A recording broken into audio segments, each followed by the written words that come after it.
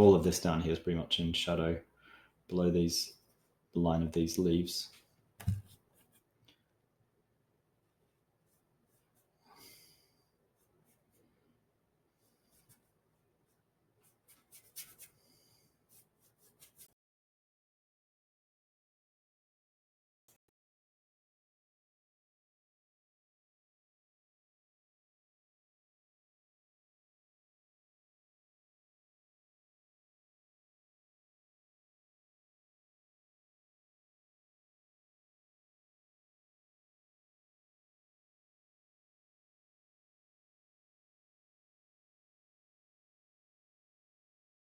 Meets these little leaves and so on down the bottom.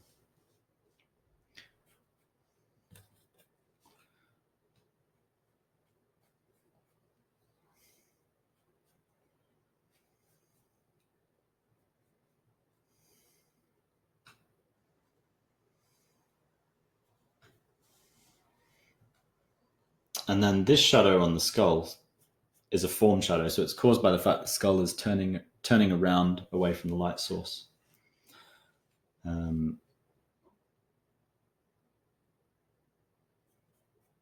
So again, keeping things simple. The only thing I'm going to try to catch is there's this little sort of ridge of light next to this cavity, which sort of joins in.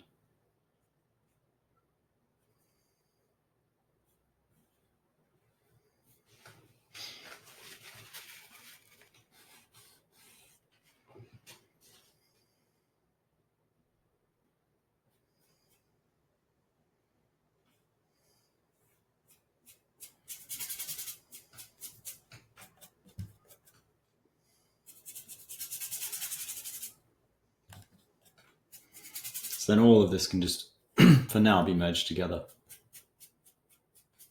I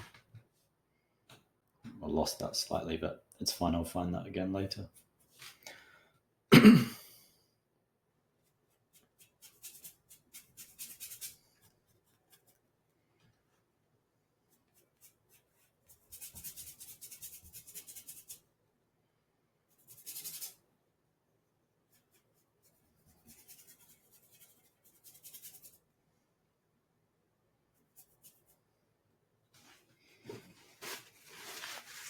Now I'm just going to sort of smudge this edge a little bit because that shadow is quite smudgy. We will be working over all this, so it's going to be lots of passes back over. But it's nice to kind of keep things working roughly as they're going to be later on.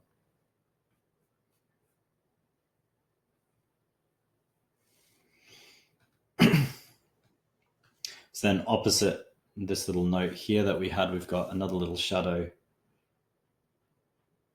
that makes its way down there in that cavity, and a little circle shadow sort of about out there. But looking at that, so now that I've got everything in place, I can start to sort of assess my shadows and see how the shapes seem. So I want to go in, and I feel like the shadow on the skull's encroached a little bit too much into this left-hand side. So using my kitchen roll, I can just erase.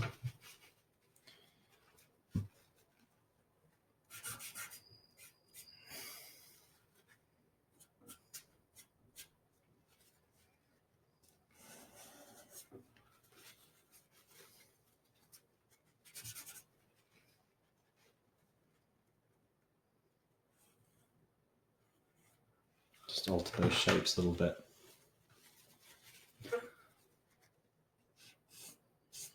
Yeah, so that's a bit better. You can see how I'm making those alterations. So it's just wiping back, which is why it's called a wash drawing, because it's a lot like drawing, or sort of applying paint fairly viscously, fairly thickly. Well, not super actually. It's fairly washed out. Shouldn't say it's particularly thick, but then we can wipe it back, and that's the sort of the wash aspect of it. So it's washed on, or it can kind of wash off. It's not going to dry in this session. Everything's going to stay wet as we're working. but it dries quickly as an underpainting. Our intention is actually to paint over this wash drawing today, just because we're working to a 3-session schedule. You could, if you want to make things probably easier for yourself than it's going to be, you could leave this this wash drawing to dry for a session before moving into the dead coloring stage, which is what we're going to focus on today. But to keep things kind of ticking along fairly quickly, we're going to pop our dead coloring over this stage. Burnt umber is a good choice for wash drawing if you are doing that, because it tends to kind of mix quite comfortably with a lot of things dead coloring. Sorry, a lot of things burnt umber for the dead coloring.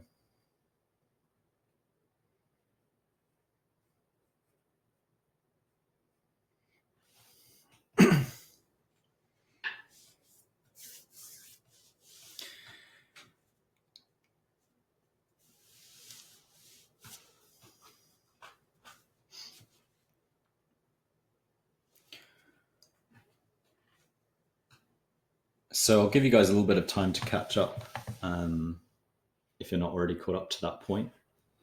The next thing we're going to be doing till the sort of into the last few minutes of this session is sort of neatening things up. So we're going to go in with a slightly smaller brush. We're actually going to start to put some detail over, put a bit more suggestion of where darker shadows are going to go and that sort of thing.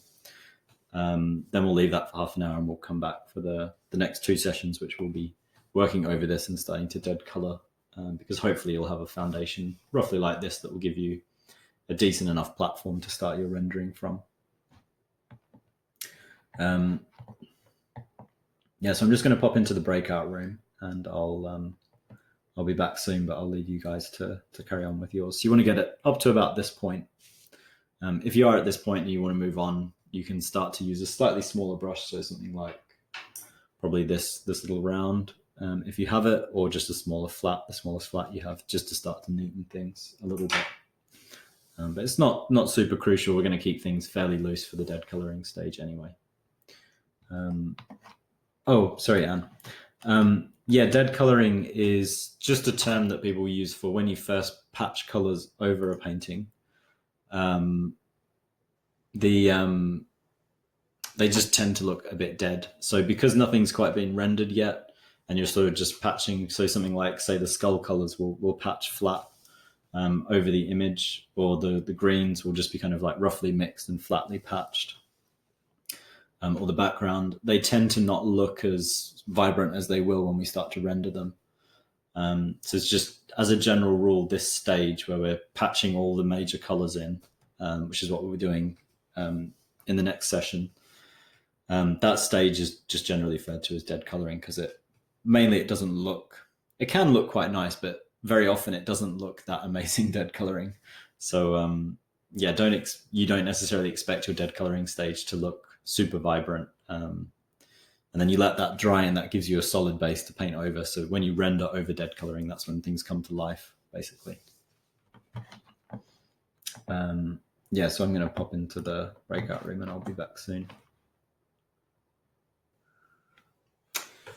So I'm back now with a short tutorial. And what we're going to do, so we've got about 20 minutes left. I'm just going to pin my video so you can see more of it. I'm also going to change my exposure a bit on the camera.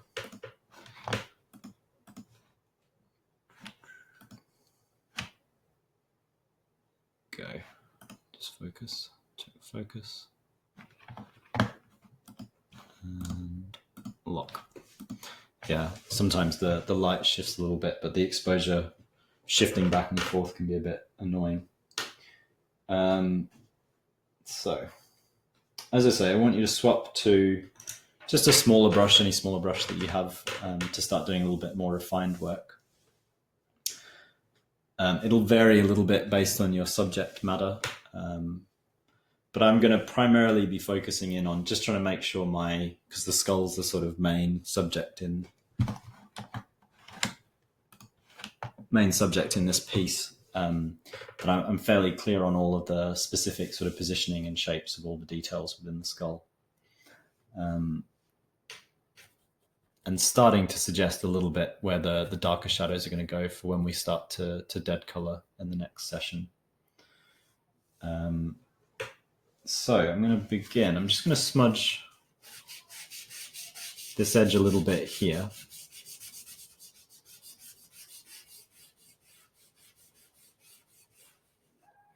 Because I want that to feel less like a definite line. As much as possible. So when we're painting, we want to think of things more in terms of masses when we're doing these sorts of representational paintings, and less as lines. So even though we're doing, it's called a wash drawing, we want to start to move towards things kind of being lost, so values being lost or sort of merged a bit, and just smudging over, so using your, as it's sort of should be starting to dry slightly, you can just sort of lighten things off a little bit, merge them together slightly, so you're merging your shadows together, evening them out.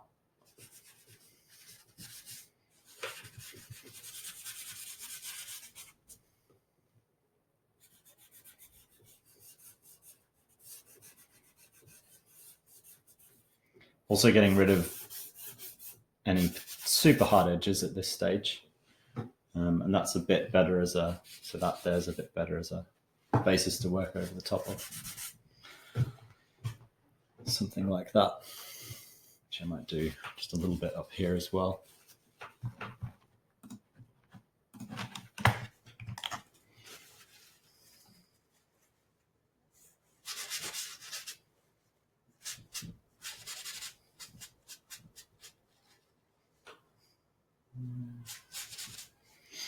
Yeah, that's not too bad.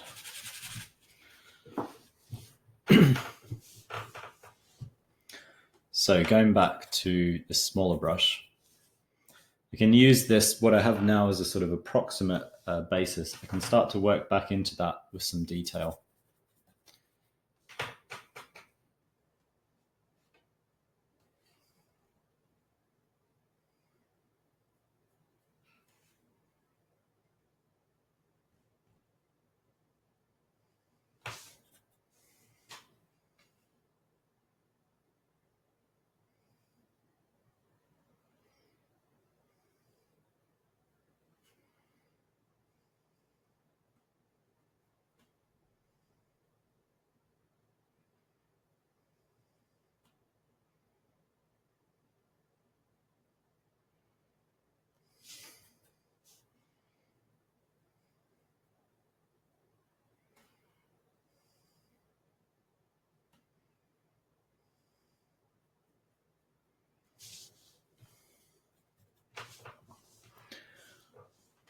So you can see I'm starting to go in for some slightly more detailed versions of these shapes.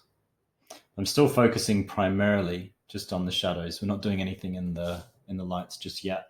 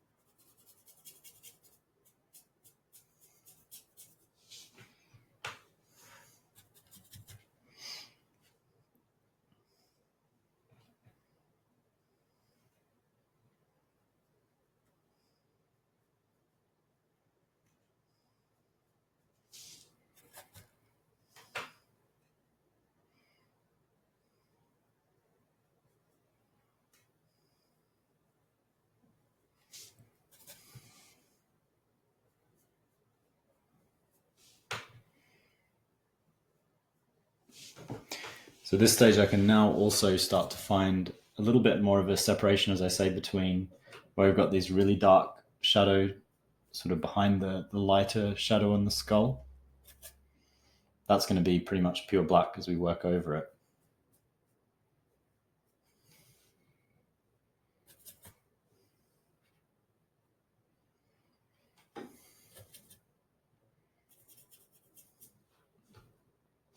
If I need to go back, so sort of this section has I need quite a lot of darker burnt umber, so I can go back to my bigger brush at this stage. So you just want to use whatever brush is the appropriate size.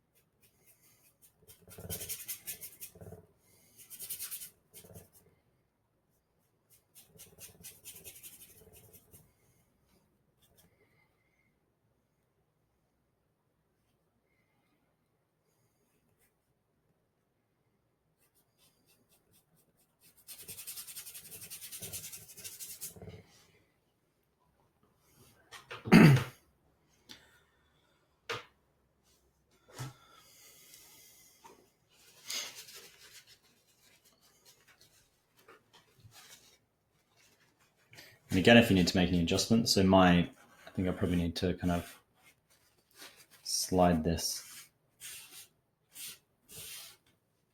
little angle change slightly. I can just do it with my kitchen roll, go back over it. So don't worry about things not being absolutely perfect or not quite what you were after, because you can always make adjustments. So the whole time, this whole process is just putting stuff in, seeing if it works, and adjusting it if need be.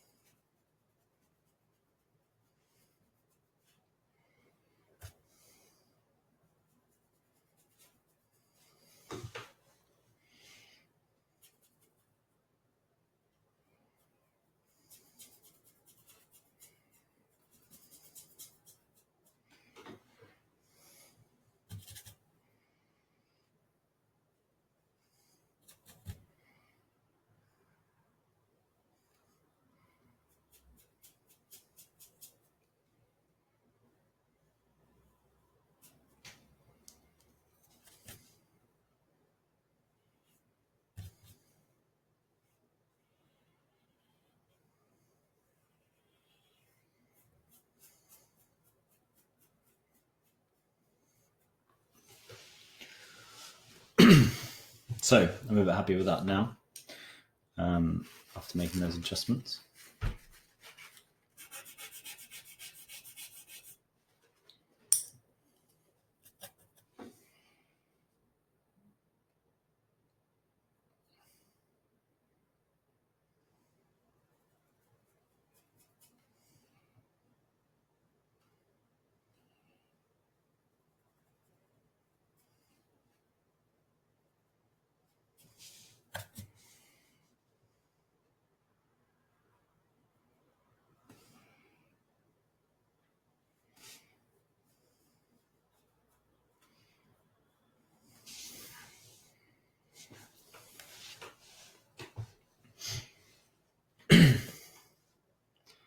So now that I'm happy with that, I can go through the rest of this right-hand side of my skull.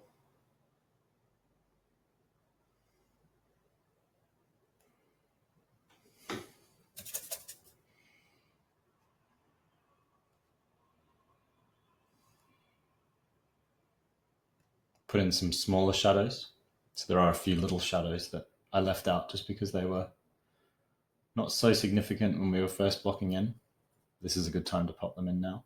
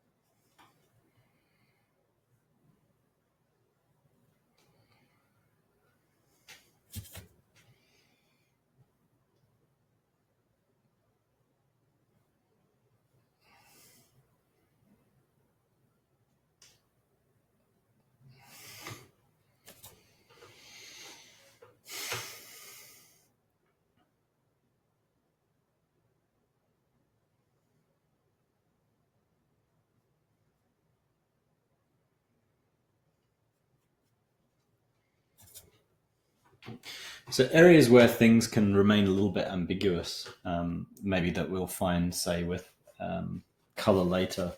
So down here, for instance, in mine, there's this section where the bone and the leaves sort of overlap. Some of the shadows overlap a little bit. Don't worry too much about kind of outlining everything or being exactly sure where everything goes just yet.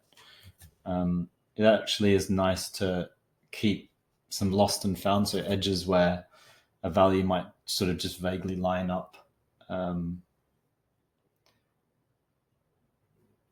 So two objects might have the same value, but they're not the same thing. Don't insist too much on sort of differentiating from them right now. That's something we can find later if need be. And sometimes you don't actually need to kind of separate things out or make them distinct. It's sometimes nicer and a bit more naturalistic to let things just be merged or that sort of thing.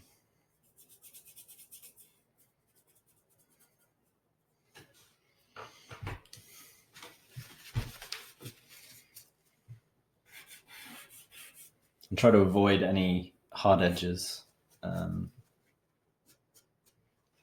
aren't there as well, because they tend to, it won't happen too much actually in this because we're working over it, but if you were to let your wash drawing dry and you had a hard edge,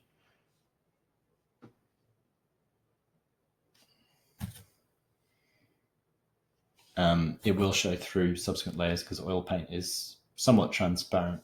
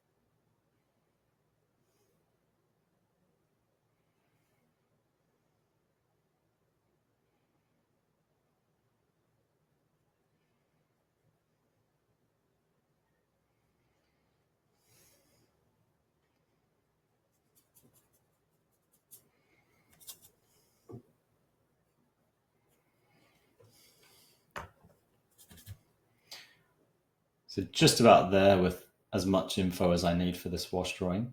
So this is sort of the level, roughly the level of detail that you're looking for.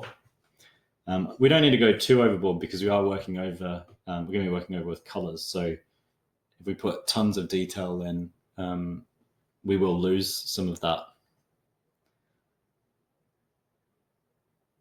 as we paint over. So we don't want to go overboard. We just want enough that we have a really good basis, a good level of guidance for the rest of the painting, for the colors that we're going to be adding. And I'm going to keep it a little bit, I could possibly go a bit more complex with my leaves up here, but I'm going to keep them moderately simple. We're not going to, in the sort of amount of time that we have today, this wouldn't be enough time to get any of the sort of foliage totally complete. And it's going to be easier to do all of that later. Sort of over a really simple shape, we can build a more complex shape once everything's roughly in place, then trying to paint into it now while everything is still very amorphous, because at this stage, nothing is very definite yet.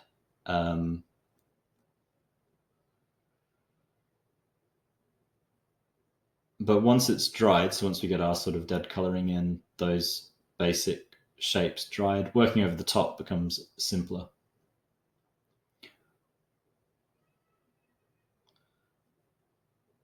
Because we have this sort of fixed underpainting that's, even if it's not detailed, it's in the right place that we're going to be building over the top of.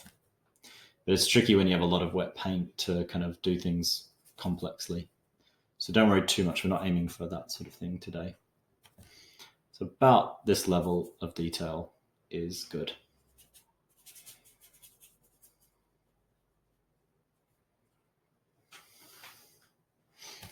So we'll stop there for this this session. We're just on about 4:01. You can keep working if you like. So if you just want to keep refining, you can work through the break. It's totally fine. If you do feel tired, I recommend taking a break though. I'm definitely going to go have a little bit of a break. Just because it is really tiring painting, which I'm sure you've found while you're working. And I think it makes you more efficient. So don't necessarily feel like you have to plow through. You should find it easier if you kind of come back and you've got a bit of a fresh eye to approach the piece.